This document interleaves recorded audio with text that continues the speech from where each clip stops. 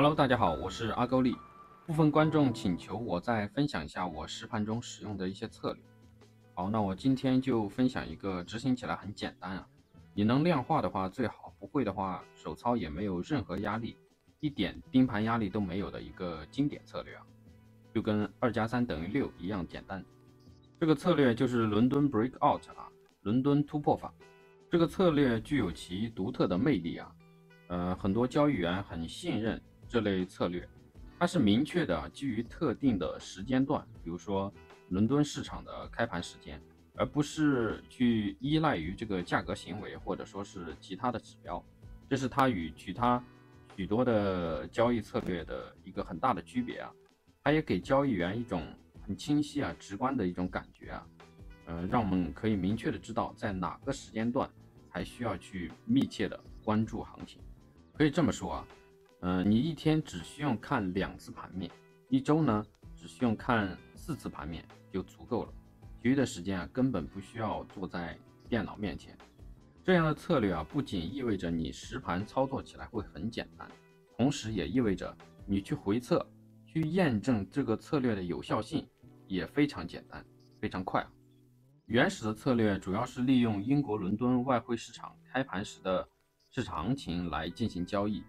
它基于的这个主要的理论是，市场啊，尤其是伦敦开盘的第一个小时的市场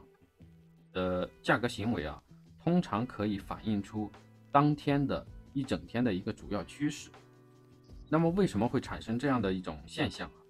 啊？其原因主要有2个。第一，我觉得也是最主要的，就是交易量的集中。伦敦外汇市场啊，它是全世界最大的外汇交易市场之一，每天大概有37%的交易量都是在伦敦这个市场中进行的。而且当伦敦市场开盘的时候啊，亚洲市场它还没有完全的闭盘，而北美市场也即将马上要开盘了，这就使得伦敦的开盘时间的行情啊，活跃度非常的高，市场中会有大量的交易员都集中在这个时间段去做交易，它也是各国银行外汇交易的一个密集区。另一个会产生这种现象的一个原因就是，重要消息的公布啊，大部分的重要的财经数据和消息公布也都会在这个伦敦市场的交易时间产生，这些消息啊和数据就会对外汇市场产生很重大的影响，导致行情出现较大的波动幅度啊。所以考虑到这2个因素啊，伦敦市场开盘后的第一个小时的行情往往会形成一天的趋势，然后交易员利用这个现象，通过观察开盘的一些价格行为，然后进行突破交易。大家应该可以看出来啊，它的规则其实是非常简单的明了。突破时间区间的上下沿就是做单信号，执行起来啊简单，回测起来也很快。即便是你不用量化的方式啊，采用手操的方式手动回测，也可以很快的就回测完一个品种1年的行情了。接下来给大家看一下我应用这个策略的绩效啊，大概执行了有半年的时间吧，半年多的时间。它是7月份上线的，做的品种比较多啊，加密货币、股指啊、外汇、期货、黄金啊都有做。不过这个策略啊，最开始几个月的表现啊平平，直到最近几个月才有了点起色。我这里只是说有起色而已啊，我没有说它大幅盈利了多少啊，我有多骄傲之类的话啊，我从来没有说过这种话哦。其实，在上线的前面几个月啊，我都打算放弃这个策略了，因为它没有盈利多少啊，但是也没有达到我下架策略的一个标准，感觉就是食之无味，弃之可惜啊。不过还好啊，我还是按照我一贯的标准啊，没有去干扰策略的执行。不过我观察自己这几个月的内心的状况啊，也感受到了一个现象啊，就是大多数交易员啊迟迟不能盈利的原因啊，因为即便是说你有了一个正收益的策略，你知道它是正收益的，但是当市场没有给你机会，没有出现行情的时候，那你这个策略啊就不会产生什么盈利。恰恰就是这种情况啊，让很多交易员啊明明是非常辛苦的研究出了回测出了一个自己满意的交易策略，但是却执行不下去，因为每个策略啊都有停滞期啊，就是不赚钱的时候。这个停滞期啊有长有短，有的策略啊可能会长达几年都是处于停滞期当中，而很多交易者啊根本无法等到策略盈利的那一天，就已经把它下架了。这可能就是老话说的啊，不经历风雨怎么见彩虹？阳光总在风雨后，欲戴王冠必承其重。好，这就是应用这个策略这几个月以来我的这个交易情况。那么在讲策略操作细节之前啊，我先说一下啊，类似于这种分享我实盘策略的视频啊，我后面就尽量少做了。类似主题的视频我其实做了2个就没有做，不是因为播放量的问题啊，我觉得它是大部分公开自己策略的博主啊都会遇到的一个问题，就是总会有一些啊，这个业余时间啊很充足的人喜欢去比较，你自己不比较啊，会有人帮你把比较的结果送到你眼皮子底下，你说你是看还是不看？看了呢，就是给自己添堵啊。我想说的是啊，这个市场上，尤其是金融市场，一时的明星啊有很多，但是经历了多次牛熊，依旧还存在于这个市场的并不多。我个人呢是愿意做一个长久的第2名，而不是一时的第1名。当然，大部分观众啊都是很友好的，人家感觉你说的有用呢，就学习一下。有的好心人呢，还会给我点个关注、点个赞之类的。感觉对自己没用呢，那就看看其他的视频，无所谓的。这类观众啊，我祝你们天天都交好运啊，净值天天创新高。但是还有一种声音啊，他可能也没有什么目的啊，就是单纯的闲的。他会说，哎呀，你这个策略啊，跑了几个月了，也没有盈利多少啊。你看那谁谁谁之类的，反正就是邻居家的孩子啊，什么都好，远香近臭之类的话吧。或者就是啊，视频他也没看完，就看了一点，然后就根据自己以往稳定亏损的经历啊，推测出你这个策略不行之类的。对于这类观点，我其实也没什么好反驳的，我也没说过自己有多厉害，我知道网上都是卧虎藏龙的，巴菲特来了也得谦虚的自称一声小巴，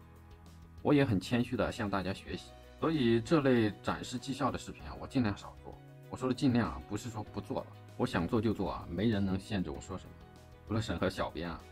对了，我的视频经常被限流希望大家能给我点下关注这样有新的内容更新的话，你就能看到了。好，开始我们的正题我待会儿介绍的这个策略的具体操作细节是在原始策略上做了一些改变的。具体的操作逻辑是这样的根据我们设定的开始时间和结束时间，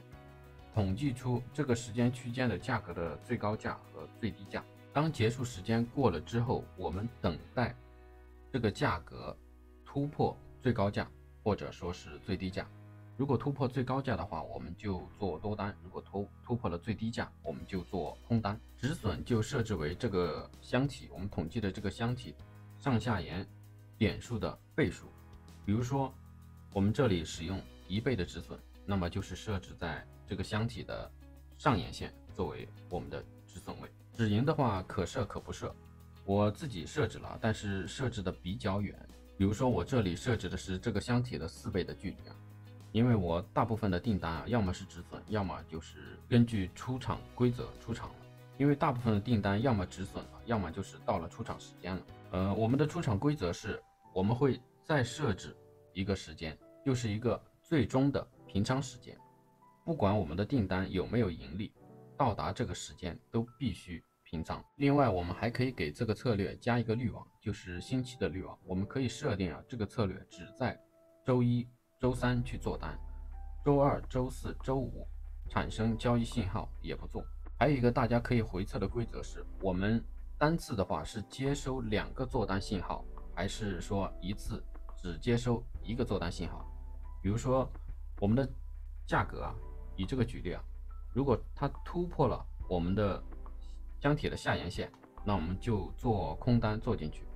但是做进去之后，行情并没有如我们所愿跌下来，反而掉头向上来到我们这个箱体的上沿时，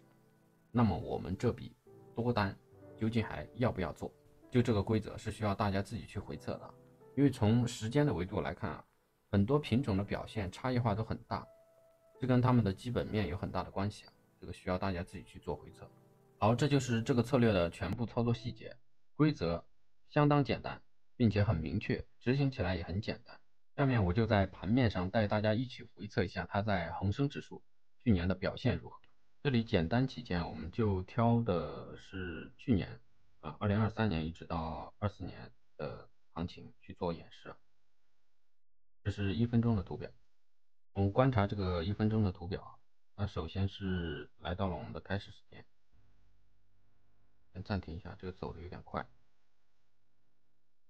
这个绿色的区域就是我们的开始时间和结束时间形成的一个箱体，然后我们会统计出这个箱体的上沿线和下沿线，也就是得到我们的最高价和最低价。当结束时间过了之后，我们会观察市价是否突破了上下沿。我们这里突破了下沿，就做了一笔空单进去，但是很可惜啊，但是没有达到我们的止盈的，因为我们这里的止盈设置的是非常远，如果我没记错的话，它应该是这个箱体的4倍的距离啊。我们的止损就是在上沿线的位置，但是我们的止盈是非常远的，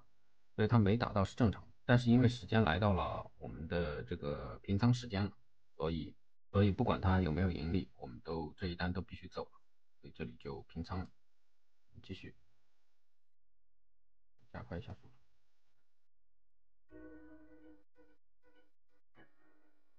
其实交易的规则是很简单的，如果说你们这个不会写这个 EA，你完全采用手动的这种肉眼观察的模式啊，也是很容易的，很轻松的，无非就是盯2个时间罢了，盯3个时间，一个开盘时间，一个结束时间，还有一个最终的平仓时间。加快一下速度。这一单大家看一下，它是在到达这个结束时间之后，它既没有向上突破，也没有向下突破，它延续了跟前面的这个行情一样，一直在这个箱体里面震荡，所以过了这个最终的平仓时间之后，我们就没有做进去。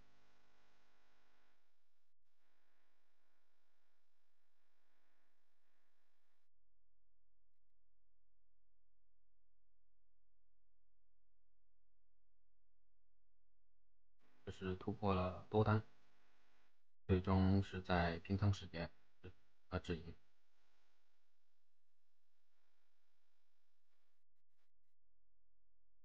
是1分钟的图表，所以这个图表的比例会比较大。这笔也是止损出场。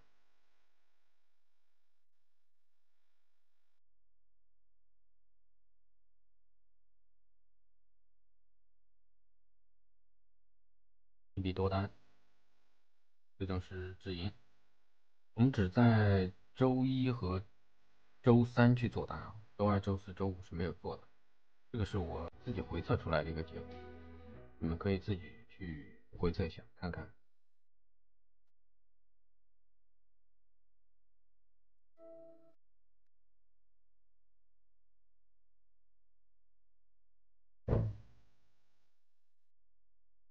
这笔盈利比较多。